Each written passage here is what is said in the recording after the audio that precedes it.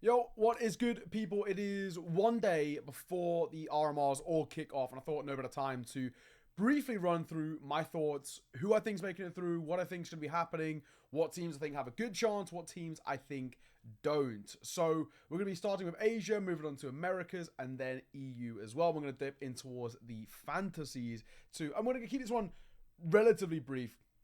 I'll touch on a few points, but I'll try not to make this one drag out too long, because there's three different videos kind of mashed into one. But let's crack on with it. We're going to start off with Asia. We've done a little tier list for this as well, just to make life a little bit easier. Now, I think probably, unfortunately, the best way to go about it is sort of start with the two at the bottom. And in all fairness, there's a couple of different ways you can go with this. I think for me, the given of a team 7th to 8th in Asia feels like it's GR Gaming. Now, for those who don't really know GR Gaming, they're an Eastern Russian team, but Asian servers are better ping for them than European servers because they're basically bordering China at that point. So ping to Asian servers is way, way better. They've been playing in ESL Challenger League for a while. They've always sort of been in and around qualifiers. They don't do a hell of a lot, even being completely honest. They're sort of, maybe they just make it into playoffs, but they don't really do anything in playoffs. They're not at the same level as the kind of the Tylus and Rare Atoms of the world. I mean, you know, rest in peace Tylu for this RMR. They should be here, but they're not. Linvision somehow had more points. Who knows? Roster changes and all the rest, of course, all that kind of dilly-dally. They're my first team. They're already in place in 7th to 8th. And funnily enough, the team that is going to be joining them is actually already next to them, is Alter Ego too. Now, I actually, on the podcast, wanted to put Alter Ego going through, or not going through, sorry, getting at least 4th to 6th, because I think the logo is kind of funny. I made a joke about how they might have a run for that 3rd spot, but I think it's probably a little bit unlikely. But I think 4th to 6th would be cool to see them get there. However, on the podcast, we went through the majors.im thing, and their route is actually really tough because they've got that worst seeding. If they win, they play against like all these hard opponents back to back to back. If they lose, they probably still have a really good chance of playing somebody quite good as well. I can't remember exactly off the top of my head who it was, but it might have actually been like a Linvision or like a Talon. So they're still at a tough spot. I do think the Alter Egos lineup is cool. I'd love for them to pick up a win. Dobu, My King, Zine, the only kind of South Korean player. It's a cool team, man. I think there's bits to like about it. I think the logo's sick. But unfortunately, I just think because they're seeding, the route is too high. Then in 4th to 6th, I have to put the first team going 4th to 6th as Drillers, right? Now, say what you want about the Driller side, and I know I like the players a lot, and I don't know Owner Pixel at all, but I love what he does. They're not an Asian team. I feel like I can't in my own heart put a non-Asian team. The 4 out of 5 of them are from EU. I don't think I can do it. I can't do it to myself. So for that reason, in particular, I'm going to put Drillers just going 4th to 6th, just because I think it sets a bad precedence if a team, 4 or 5 of them being European, make it through the Asian qualifier. That's what I'm saying, right? So that's my 4th to 5th team coming through. Then to follow them, I'm going to go Linvision. Now, this might seem a little bit of a wild one in a sense, but let me explain it. Linvision, current form for them leading up towards RMR has looked quite rough. Best of 5 for ECL, battered by Tyloo, absolutely folded. I mean, these games weren't even close here, right? And they've just looked a little shaky for me. And I don't think this side have enough to contend for that 3rd spot. I think there may be, of all of them, might have like the better chance. But I think, unfortunately for me, I actually don't see them being that side contending. I think they could even finish like a 4th, for example. So maybe it's more like sort of that. But for me, I'm not sold. And Linvision, their shakiness leading up to RMR is the one thing that is worrying me a little bit. To follow them, I'm actually going to Rare Atom here as well. And I think it might be something like that, right? So Rare Atom finishing in 5th rather than 6th. If we're keeping it kind of leveled out like that, right? Again, the same issues that plague Linvision for me plague Rare Atom. I just don't think they have enough in the locker. I don't think they can out-AWP MHL on Talon, for example. Can they out-rifle them as a core? It's a young Aussie core, Aussie kind of Kiwi core, who I think have maybe a lot on offer. And for that reason alone is why I think Talon might actually just edge them out. I think MHL is probably 2nd best AWPer here. I would probably throw out 9-10s to be the best. I'd say MHL is probably the 2nd. Then we can talk about Alistair. I'm purposely not including Senzu, even though I know he can AWP as well. He would probably be like number 2 or number 3 AWPer, if I'm being completely honest. But let's go like actual primary AWPers. For that reason, I think MHL is probably the 2nd best AWPer here. and that might be enough to help talent coming through. And I actually like the talent side. I think the European stint didn't offer everything they had on offer. I casted their first 2 debut games as well. They were rough. They looked terrible. MHL had a lot of promise, but they did actually look really, really rough. However, they built into a lot of those tournaments, and when they came back to Australia and playing qualifiers, even the qualifier for this, I thought they looked pretty solid. I think the fundamentals for them could be huge. To finish in towards second, should be relatively self-explanatory. I think it's going to be FlyQuest, nice and easy, with the Mongols finishing first. This is what I think is going to be the rankings for Asia. Mongols, number 5 ranked in the world right now off the back of that Thunder Pick win. 500k in the pocket, sits very, very nicely in those Valve rankings.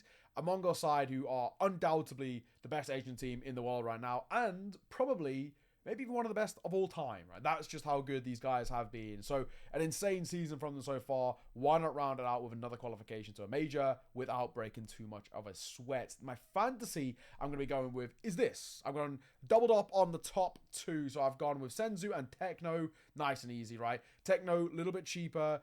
My reason, but very good shots stats when it comes to headshot percentage. Very good. Senzu obviously does a hell of a lot of the work. One of the strongest players, without a doubt. Alistair on the AWP. I'm hoping we get a little bit of that Challenger Atlanta Alistair coming through on the AWP. He looked insane in that best of 5, or best of 3 grand final, may I say.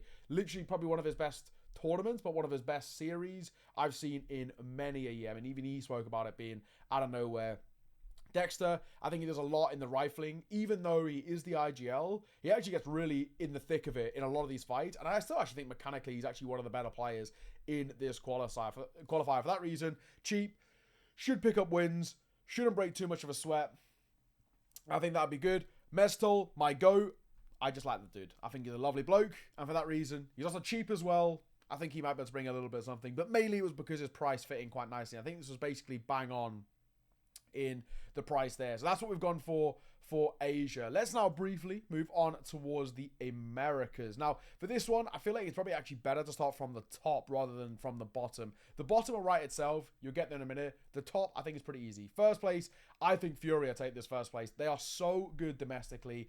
Every single time, they always look super clean for me. So for that reason, I actually think they're going to finish first. I'm going to put Complexity as the second side. Now, there was actually a bit of a toss-up between Complexity and Liquid, but I think Ultimate's form at the moment has looked a little bit rough. For that reason, I think actually there might be a world in which they can have like an off best of 1 if Ultimate doesn't step up. Could go a little bit rough. And that's one of those. I think maybe that the depth of this side could be a little worry, but I still think they'll make it through nonetheless. I don't think they're going to break into too much of a sweat in that sense. So for me, that's why I'm going to go for Liquid coming in third. And then actually, we do start to get into a bit of a debate, right? I think we had this on the podcast, and we were talking quite a bit about it, saying who goes where. Now, we can probably talk about who's going to go last as we move our way into the middle. I think Crew are guaranteed to go last, and I think Casa are probably going to be not too far behind them. Unfortunately, those two sides, they just don't have enough depth. They're not ready for this level of competition. I think at the very most they can do is a best of 1. I don't think they're going to really find too much success when it comes towards best of 3s. They're okay domestically, but they're not a contending side. They're not a side that even really make it towards lands. Just that's because, unfortunately, that's the level. Casa, without Snow, who's obviously now on Pain, I just don't think they really have looked all too strong with him. But talking of Pain, I think Pain are going to be my next side heading in that 3rd to 5th range. Love this side. Biggest area is probably the best IGL, maybe in this entire damn tournament. Like, this guy, for me, I love him. I love what this side have been looking like. I think he's made Snow look really promising, playing a lot of anchor positions on CT side, on the kind of like, NE0KAI side anchor, playing a lot for like Mustang and Rafters, really confident, very happy to take fights in around Heart, single door, tough positions to play from as well, but I always think Snow looks really, really good with Lux and Kawes as well, and Sadzin. I like this side. I do think maybe the AWPing department is probably their weakest, I would say, but it is something that can be fixed, and it is something that's about confidence for me on this side. So for that reason, I'm going to go with them heading in towards 4th. Then we can go back towards another team on the flip side who I don't think are going to do all too well.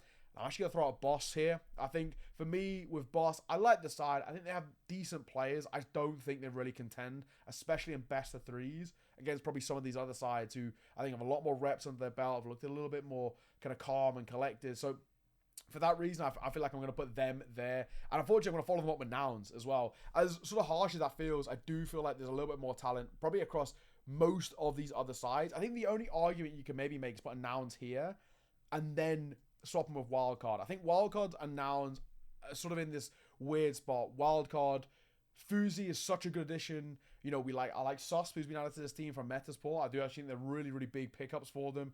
JBA is such a talent. However, I would say at the last America's RMR, he looked a little rough on LAN. That's the big thing for me. And that's probably the one thing that worries me a lot about kind of Wildcard in this spot. But I think I'd probably actually end up putting Wildcard like that. I actually like Fuzi a lot in this side.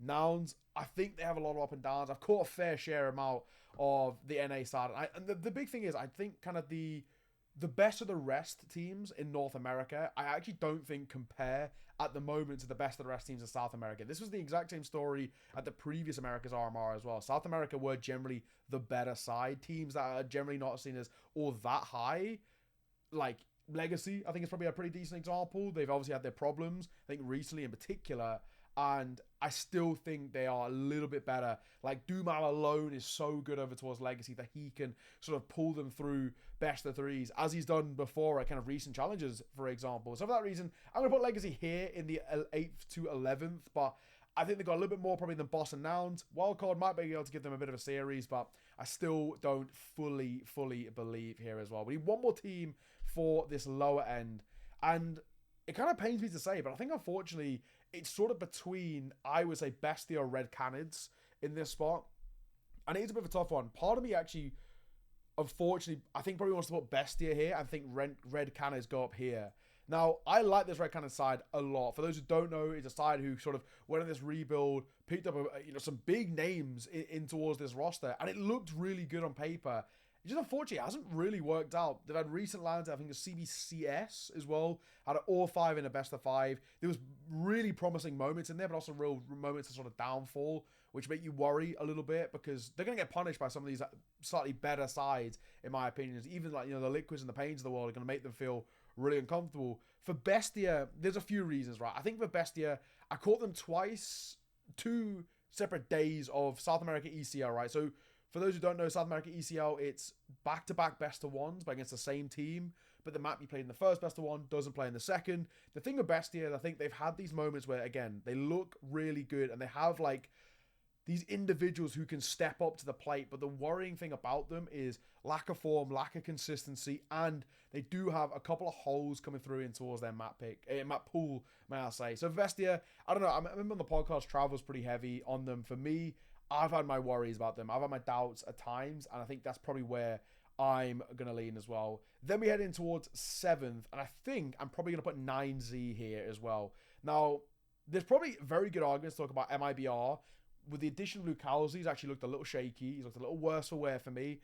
100% agree, but it's all about the potential of NE0KAI, I think, is one thing. With Imperial, same vibes, right? I feel like with Imperial, we've had kind of the best of the best and the worst out of them, but the reason why I probably put them a little bit higher than 9Z is just because of the recent form out from 9Z. Elisa really didn't look on the game. We saw them as well playing within a few of the online European tournaments. Same vibe, not that great. Even Martinez's struggling a little bit, and I think that's probably one of the worries for me more than anything. If Martinez isn't comfortable, he looks actually a little bit worrying in my eyes. Then 6th and 7th, I'm going to go put Imperial into this 5th place. 6th and 5th, may I say, and MIBR in towards 6th. Now, I like a lot of what we have over towards MIBR in terms of the pieces, but I think Vinny's a better caller than Drop. Is probably going to be the main reason I put them higher here. Insani, as an individual, mega talented, but I also think the Sentry on the other side can go toe-to-toe with him. And I would probably say I prefer the Sentry right now, even though MLBR have had good tournaments this year.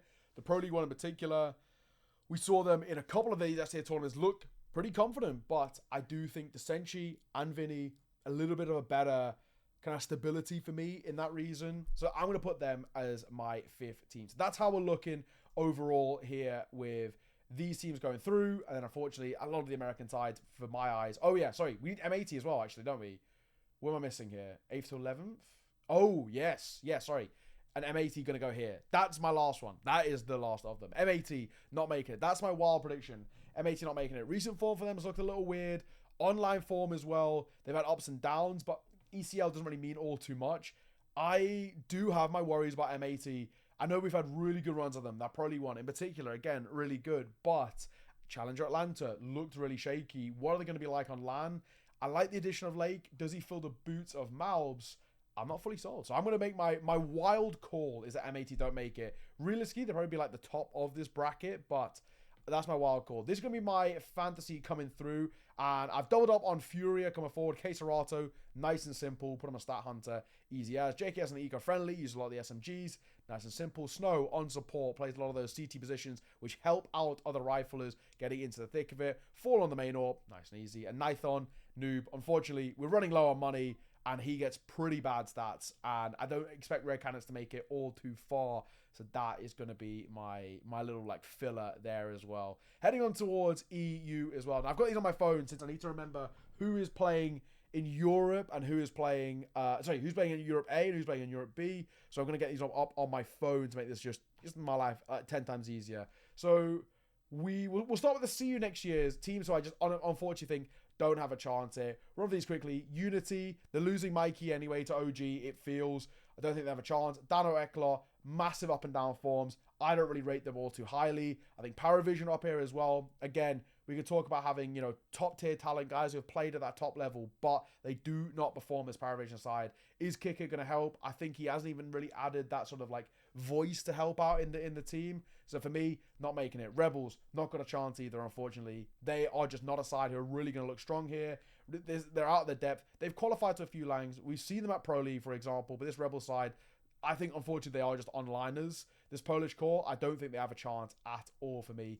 I'm going to throw Gamer Legion in here. And that pains me to say. I love my boy Ash. Vol, top guy as well. But I actually think Gamer Legion look really, really rough recently. They've obviously had the kind of the plus minus of Andu. They had Flabbers come in. I think Flabbers is a really cool pickup from Amiga.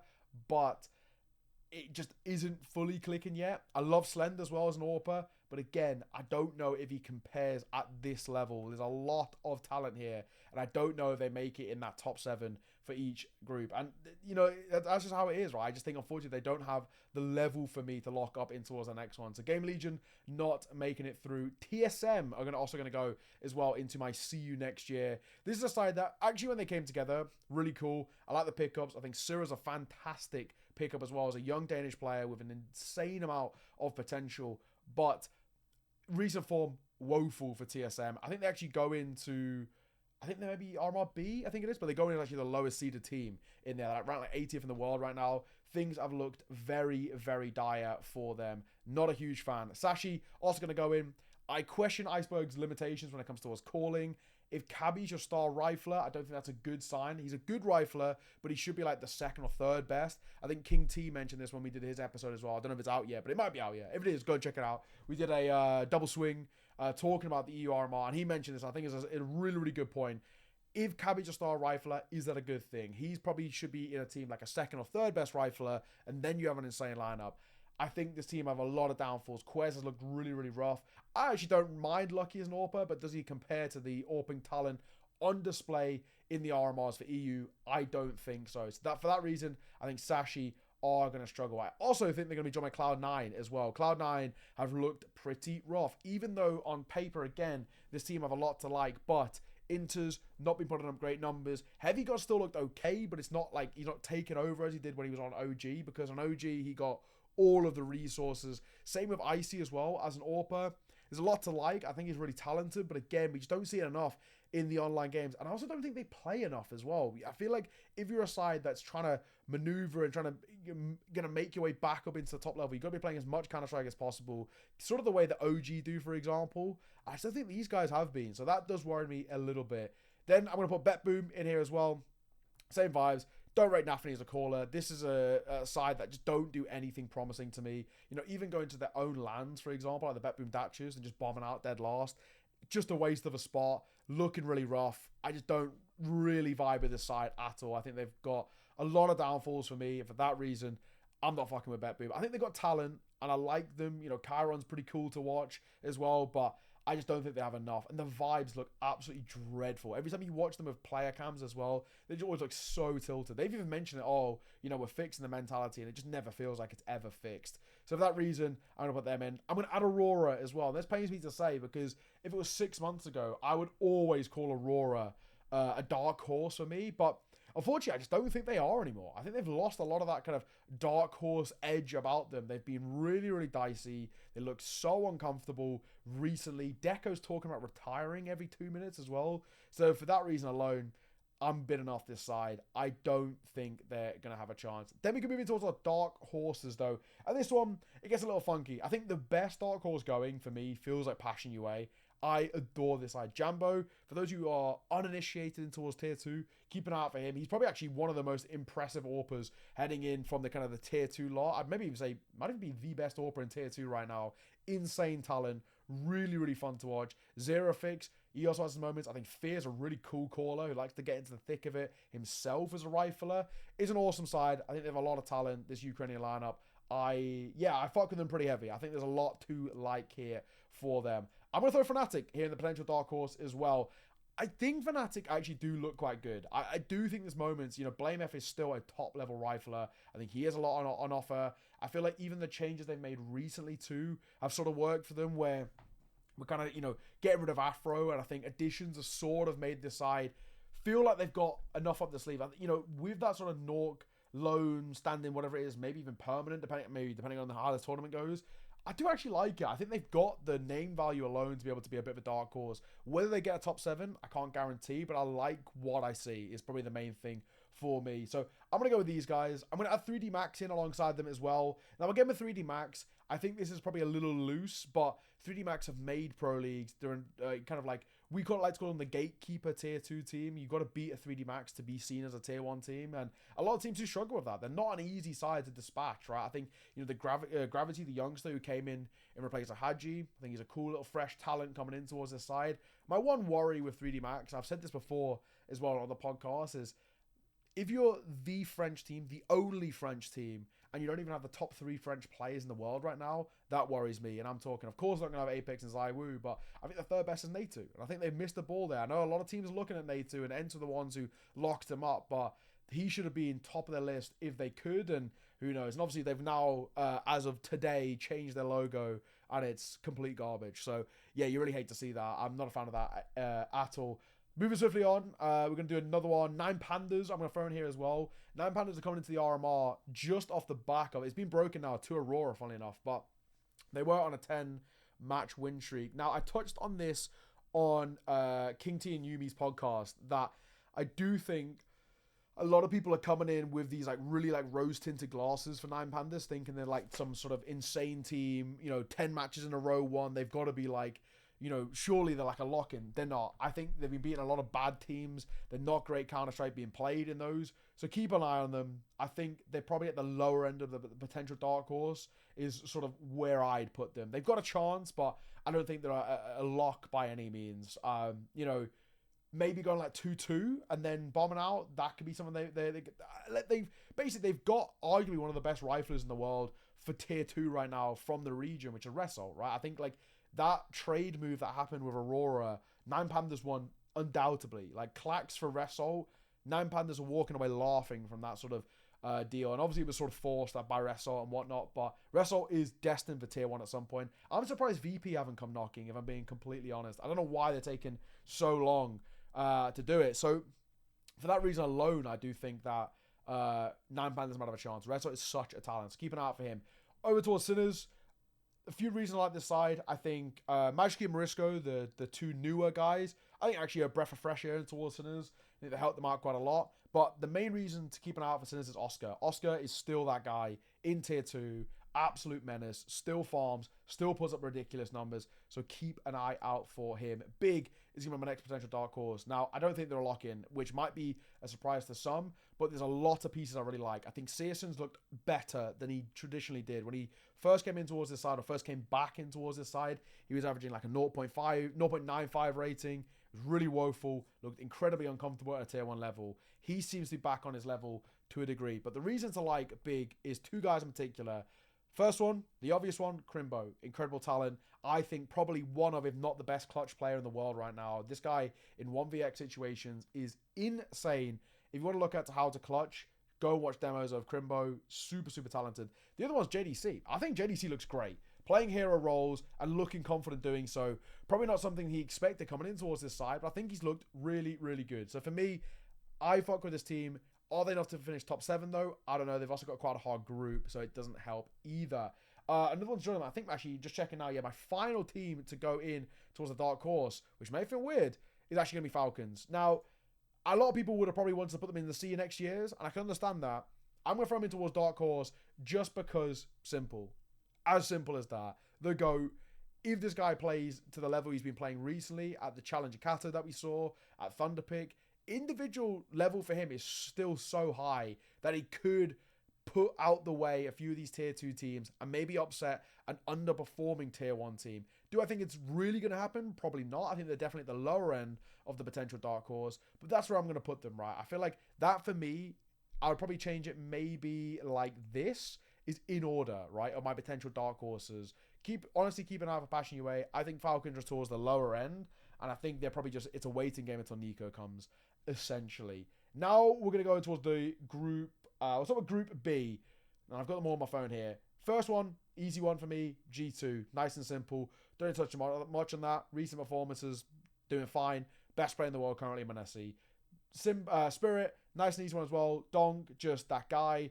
Don't really need to talk too much about it. Spirit should be absolutely fine. Eternal Fire, same for them. I don't think they're going to break too much of a sweat. I think they're going to really make this one look pretty simple. Astralis as well behind them. Now, I know people like to pray on Astralis' downfall. It's pretty funny. I kind of fuck with it as well. But they're better. They are just better than a lot of these tier 2 teams. They have the depth. They have the individuals.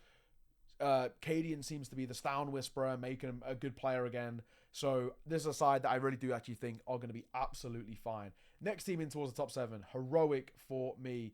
Nice and simple. Like this Heroic side, I think the recent form, even though they're not winning the finals, they're making it 2 finals. Finals of Elisa, finals of Thunderpick. They're going deep in tournaments, and they should go deep through the RMR. What they're going to be like in the major is a different story, but with Rio as well, Elisa, then into Thunderpick, I've been liking what I'm seeing recently from Heroic. I think they do look pretty cool. And Shush and Tessus, again, for me, are back to this sort of level where they're incredibly good to watch. So always a fan.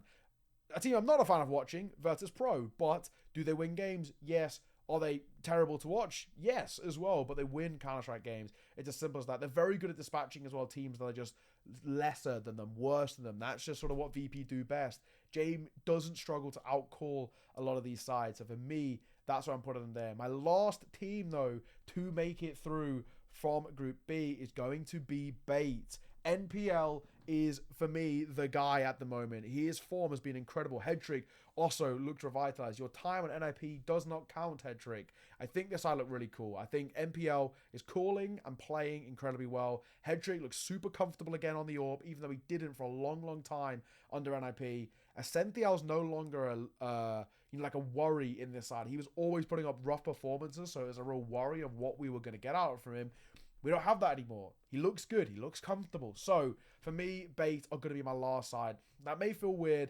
I like Alex. I like Captain Kirker as well. Alex actually recently was putting up a lot of impact. We saw it at Elisa making it towards that top 4. I think pretty impressive stuff all in all. So for me, I'm going to put them there. Now we're going to move on towards the other side as well. Nice and simple stuff. Navi going as number 1. Nice and easy. Vitality also should have no issues. Miles, same for them. FaZe, same question. All of these are, like, for me, locks. Even though FaZe have their problems, I still think they'll be fine. But these first 3 are just guarantees. They're not going to struggle against tier 2 sides. They just have the individuals to make it. Next side to come through, going to be Saw. I think, Saw, going to be Sangal, may I say, followed by Saw, followed by Namiga, and we can change this one to NIP, because this side are not making it anywhere. They are going in as one of the easiest teams to hate watch in towards this qualifier. Now, let me talk about the last 3 over towards A and why I've gone for them. Sangal, I think they are probably above the level of tier 2 now. I see these sides as a tier 1.5 team. Same with Saw, same with Namiga. Namiga at IM Chengdu early in the year. Looks pretty good. That's where Flammus got scouted. They brought in Zwei to replace Flammus, and somehow this team have got better. Xanta is the truth. Keep an eye out for this guy in towards this tournament. An incredibly fun player to watch. Really talented. Definitely somebody who has a lot up their sleeve. Saw, even with the changes of Irish Dodge, which I'm not a fan of, and I still stick with it. They should have also kept Berry as well. But Golden as a coach, what he can do, I don't know. I have my doubts, absolutely, but I think the talent here is enough for Saw. As much as it sort of pains me to say, I do feel like they've got enough up their sleeve to just be able to prove it. We saw them do it at Challenger Kato. They looked pretty good. They looked pretty comfortable, especially against Bate in that final as well.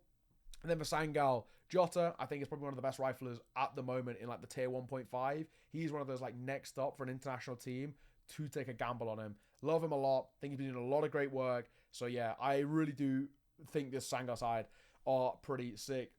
I would do a fantasy here, but I can't seem to find one on HLTV. So my assumption is there's no fantasies going to be done for EU because it's not popping up for me. At least, unless I need to find it, but I can't seem to find it. So that's going to be that. We'll go with those teams. I've kept it kind of brief. If you want to find out stuff in more detail, comment below and I can leave a little kind of comment of why specific things. But that's what I'm going with. Is it going to happen? Probably not. The RMRs are always hectic. There's always teams that don't make it. I know you guys all remember when Cloud9 didn't make it at the Blast Paris RMR and we had Shiro crying as they were losing on Vertigo. I was casting that game. I remember as well. But we do always see big teams not make it. The question is which big team is not going to make it from this one. There's a few that I think are probably definitely very shaky. I would say Virtus Pro look a little bit shaky for me. They're definitely a side that could have a bit of problems. A Turn of Fire, they're up and downs. You never know what you're going to get out from Turn of Fire. So who knows, right? We could see some of these teams have a little slip up. Maybe as wild as it is to say FaZe having a slip up, but they're in Group A. I think Group A is probably one of the easier ones, even though, of course, we know they've had their problems against Saw before. But yeah, I do think Group A is one of the easy ones. I think they should be fine. And if there is an EU fantasy, I might do it and maybe post it on Twitter. Who knows if I can find it, but I can't seem to find it now. So that is how we're going to leave it. Thank you for joining me. Nice and brief one. Kept it to about 30 minutes as well for 3 RMRs. That's not bad. 10 minutes each. That's pretty solid all in all. Cheers. Thank you for joining me. Like, subscribe, all the good stuff. We'll see you in the next one. Take care.